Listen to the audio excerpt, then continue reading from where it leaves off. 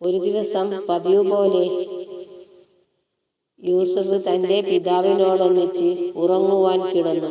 ആ ഉറക്കത്തിൽ കുട്ടിയായ യൂസഫ് വിചിത്രമായ ഒരു സ്വപ്നം കണ്ടു.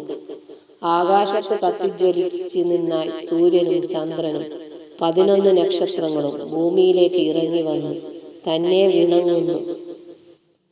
ഈ വിചിത്രമായ സ്വപ്നം കണ്ട ആ ബാലൻ ഞെട്ടി ഉണർന്നു. ഭയത്തോടെ തന്റെ പിതാവിനെ കെട്ടിപ്പിടിച്ചു.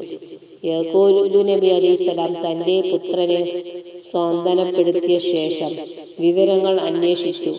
തനിക്കുണ്ടായ അതിശയകരമായ സ്വപ്നം പിതാവിനോട് വിവരിച്ചു.